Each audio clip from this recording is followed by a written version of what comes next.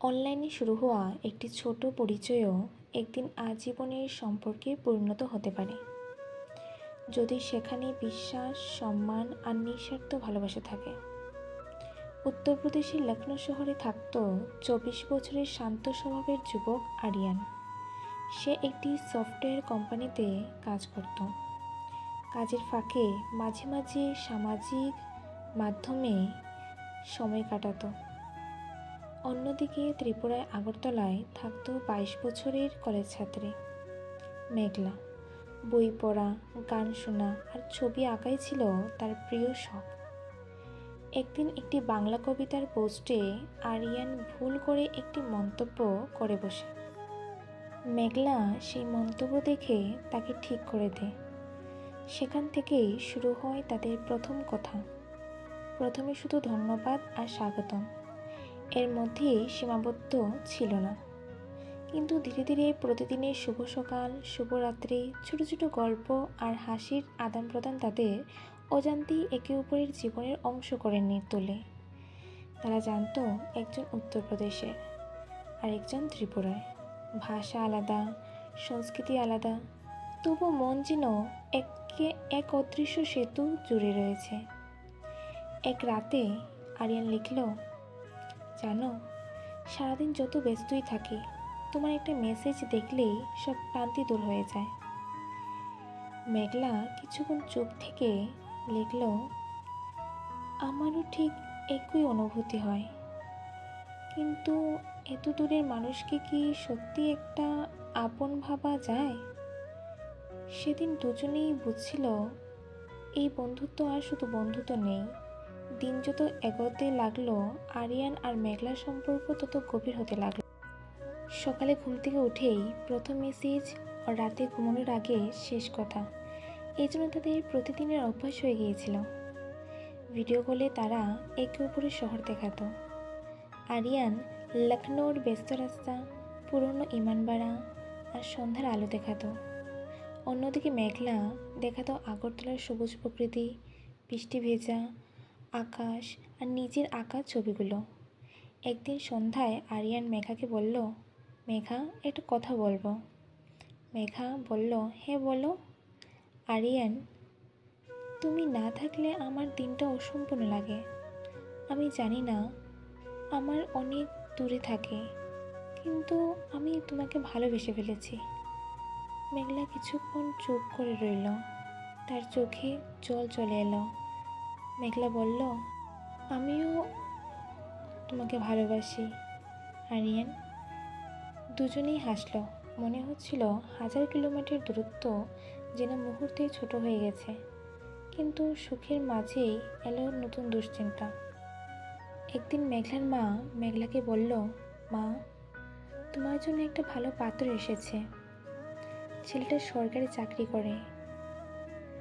মেঘলার মুখের হাসি যেন কোথায় মিলিয়ে গেল। সে কিছুই বলতে পারল না। সেই রাতে সে কাঁদতে কাঁদতে আরিয়ানকে ফোন করল, আরিয়ান, যদি বাড়ির সবাই আমার বিয়ে ঠিক করে দেয়, তাহলে আমি কী করব আরিয়ান?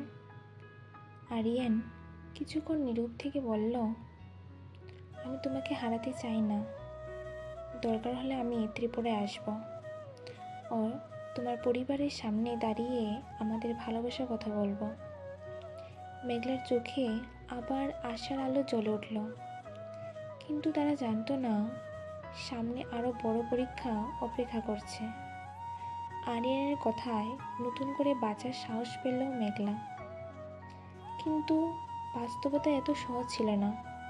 উত্তরপ্রদেশ থেকে ত্রিপুরা দূরত্ব ছিল প্রায় 2000 কিলোমিটারও বেশি।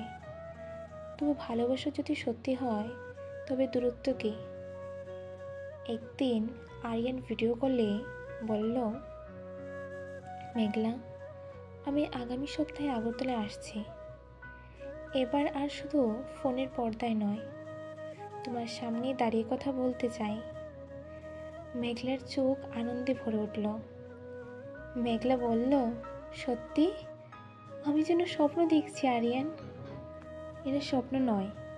এতদিন যে মানুষটাকে শুধু স্ক্রিনে দেখেছি, এবার তাকে সামনে থেকে দেখতে চাই। পরে কয়েকদিন দুজনেই উত্তেজনায় কাটল। মেঘলা নিজের জন্য একটি নীল শাড়ি কিনল। আরিয়ান মেঘলার জন্য একটি ছোট উপহার কিনল। তাদের ছিল একটি ডায়েরি আর একটি কলম। ডায়েরির প্রথম পাতায় সে লিখেছিল, মেঘলা, আমাদের গল্পের বাকি অধ্যায়গুলো তুমি লিখবে। অবশ্যই সেই দিন এলো। আরিয়ান আগরতলায় পৌঁছে মেঘলাকে ফোন করছিল। ঠিক তখনই মেঘলার আবার বাবার শরীর খুব খারাপ হয়ে যায়। বাড়িতে সবাই ছুটোছুটি শুরু করে। মেঘলা হাসপাতালের দিকে রওনা দেয়। কাঁদতে কাঁদতে সে আরিয়ানকে ফোন করলো। আমি আসতে পারবো না আরিয়ান, বাবা খুব অসুস্থ। আরিয়ান এক মুহূর্ত দেরি না করে বলল, তুমি যাও, তুমি আমার কথা চিন্তা করো না, আগে তোমার বাবার পাশে থাকো। সেদিন প্রথমবার একই শহরে থেকেও তাদের দেখা হলো না। হাসপাতালের করিডোরে বসে মেঘলা ভাবছিল, ভালোবাসার পরীক্ষা কি এত কঠিন হয়? আর অন্যদিকে আগরতলায় একটি ছোট হোটেলের জানালার পাশে দাঁড়িয়ে আরিয়ান ভাবতে লাগলো, আকাশের দিকে তাকিয়ে শুধু একটাই প্রার্থনা করেছি, ঈশ্বর শুধু মেঘলার বাবাকে সুস্থ করে দিন, বাকিটা আমি সামনে নেব। তাদের প্রথম দেখা আবারও পিছিয়ে গেল। কিন্তু এই অপেক্ষায় কি তাদের সম্পর্কে আরও শক্ত করে তুলবে, নাকি নতুন একটি বড় ঝড় আসবে? হাসপাতালে টানা 5 দিন কাটানোর পর মেঘলার বাবার শরীর অবস্থা ধীরে ধীরে স্থিতিশীল হলো। পরিবারের সবাই স্বস্তি নিঃশ্বাস ফেলল। কিন্তু মেঘলার মনে তখনই একটাই চিন্তা, আরিয়ান প্রতিদিন খবর নিত, তোমার বাবা কেমন আছে, উনি এখন সুস্থ আছেন কি না। মেঘলা এখনও একটু ভালো নেই, কিন্তু তোমার সঙ্গে এখনও দেখা করতে পারলাম না, খুব খারাপ লাগছে। আরিয়ান বলল, ভালোবাসা যদি সত্যি হয় তাহলে কয়েকদিনের অপেক্ষাই কিছু না। 2 দিন পর অবশেষে তার আগরতলার একটি শান্ত পার্কে প্রথমবার মুখোমুখি হলো। মেঘলা যে নীল শাড়িটা কিনেছিল সে নীল শাড়ি পরে এলো। আরিয়ান সাদা শার্ট পরে দাঁড়িয়েছিল। দুজনেই কয়েক মুহূর্ত শুধু একে অপরের দিকে তাকিয়ে রইল। এতদিন মোবাইলের পর্দায় দেখা মানুষটি আজ সত্যিই সামনে। মেঘলা হালকা হেসে, তুমি সত্যি এসেছো আরিয়ান? আমি কথা দিয়েছিলাম মেঘলা। আরিয়ান ব্যাগ থেকে সেই ডায়েরিটি বের করে মেঘলার হাতে দিল। আরিয়ান বলতে লাগলো, এটা তোমার জন্য, আমাদের ভবিষ্যতের সব সুন্দর স্মৃতি এতে লিখবে। মেঘলার চোখ ভিজে উঠল, কিন্তু সুখের সেই মুহূর্ত বেশিক্ষণ স্থায়ী হলো না। সন্ধ্যায় বাড়ি ফিরে মেঘলার বাবা জানতে পারলেন মেঘলা উত্তরপ্রদেশের একটি ছেলেকে ভালোবাসে।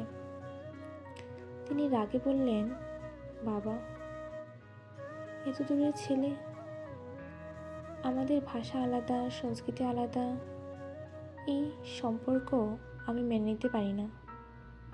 মেঘলা কাঁদতে কাঁদতে বলল, বাবা, আমি অনেক ভালোবাসি। মানুষকে তার রাজ্য দিয়ে নয়, তার চরিত্র দিয়ে বিচার করা উচিত। পরের দিন আরিয়ান নিজেই মেঘলার বাড়িতে গেল। সে শান্তভাবে মেঘলার বাবার সামনে দাঁড়িয়ে বলতে লাগলো, আমি আপনার মেয়েকে খুব ভালোবাসি কাকু। আমি আপনার মেয়েকে সম্মান করি। আমি তাকে সুখে রাখার প্রতিশ্রুতি দিচ্ছি। আপনার অনুমতি ছাড়া আমি কোনো সিদ্ধান্তই নেব না। মেঘলার বাবা কিছুক্ষণ চুপ করে রইলেন। তিনি আরিয়ানের চোখের দিকে তাকিয়ে বুঝতে চেষ্টা করলেন, এই ছেলেটি কি সত্যি আন্তরিকতা আছে? কিন্তু ঠিক তখনই দরজায় আরেকজন এসে উপস্থিত হলো। সে ছিল সেই পাত্র যার সঙ্গে মেঘলার বিয়ের কথা আগে থেকে চলছিল। ঘরের পরিবেশ মুহূর্তে ভারী হয়ে উঠল। ঘরের দরজার সামনে সেই ব্যক্তিটা উপস্থিত হলো। সে ছিল সৌরভ, যার সঙ্গে মেঘলার বিয়ের কথা পরিবার আগে থেকেই আলোচনা করছিল। সৌরভ ঘরে ঢুকে চারিদিকে তাকিয়ে শান্ত গলায় বলল, আমি কি একটু কথা বলতে পারি? সবাই নীরব। সৌরভ মেঘলার দিকে তাকিয়ে জিজ্ঞেস করলো, তুমি কি এই ছেলেটাকে ভালোবাসো মেঘলা? মেঘলার চোখে জল চলে এলো। মেঘলা বলল, হ্যাঁ, আমি আরিয়ানকে ভালোবাসি। ঘরে আবার নীরবতা নেমে এলো। কিছুক্ষণ পরে সৌরভ হালকা হাসলো। সৌরভ বলল, তাহলে আমার এখানে থাকার কোনো অধিকারই নেই। ভালোবাসা জোর করে পাওয়া যায় না। আমি চাই তোমরা দুজন সুখে থাকো। সবার চোখে বিস্ময়। মেঘলার বাবা ধীরে ধীরে চেয়ারে বসে পড়লেন। তিনি আরিয়ানের দিকে তাকিয়ে বলল, বাবা, তুমি এত দূর থেকে শুধু আমার মেয়ের জন্য এসেছো? এই কয়েকদিনে আমি দেখেছি আমার মেয়ের অসুস্থ। বাবার খবরও তুমি নিয়েছ। তুমি নিজের পরিবারের মতো নিয়েছ। আজ বুঝলাম, ভালো মানুষকে রাজ্য বা বাসা দিয়ে বিচার করা যায় না। আরিয়ান সম্মানের সঙ্গে বলল, কাকু, আমি শুধু মেঘলাকে নয়, আপনাদের সবাইকে নিজের পরিবার করে নিতে চাই। মেঘলা মা চোখ মুছতে মুছতে বললেন, যদি তোমরা সত্যি একে অপরকে ভালোবাসো তাহলে আমাদের আর আপত্তি নেই। মেঘলা আনন্দে কেঁদে ফেলল। সে বাবাকে জড়িয়ে ধরল। কয়েক মাস পর ত্রিপুরা আগরতলায় দুই পরিবারের উপস্থিতিতে খুব সাধারণভাবে তাদের বিয়ে হলো। বিয়ের দিন আরিয়ান মেঘলার হাতে সেই ডায়েরিটি তুলে দিল। আর প্রথম পাতায় লেখা ছিল, দূরত্ব আমাদের আলাদা রাখতে পারেনি, কারণ সত্যিকারের ভালোবাসা কখনো কিলোমিটারে মাপা যায় না। মেঘলা ডায়েরির শেষ পাতায় লিখল, উত্তরপ্রদেশ থেকে ত্রিপুরার পথটা ছিল অনেক দীর্ঘ, কিন্তু ভালোবাসা যদি সত্যি হয় তাহলে পৃথিবীর কোনো দূরত্বই দুই হৃদয়কে আলাদা করতে পারে না। দুজন একে অপরের হাত শক্ত করে ধরল ও নতুন জীবনের পথে হাঁটতে শুরু করল। তারা বুঝতে পারল, অনলাইনে শুরু হওয়া একটি ছোট পরিচয় একদিন আজীবনের সম্পর্কে পরিণত হতে পারে, যদি সেখানে থাকে বিশ্বাস, সম্মান আর নিঃস্বার্থ ভালোবাসা। প্রিয় দর্শক, আপনাদের কী ধরনের ভিডিও ভালো লাগে প্লিজ কমেন্ট সেকশনে জানিয়ে দেবেন। আর এই ধরনের ভিডিও যদি আপনার ভালো লাগে প্লিজ লাইক, কমেন্ট, শেয়ার করে দেবেন। ধন্যবাদ।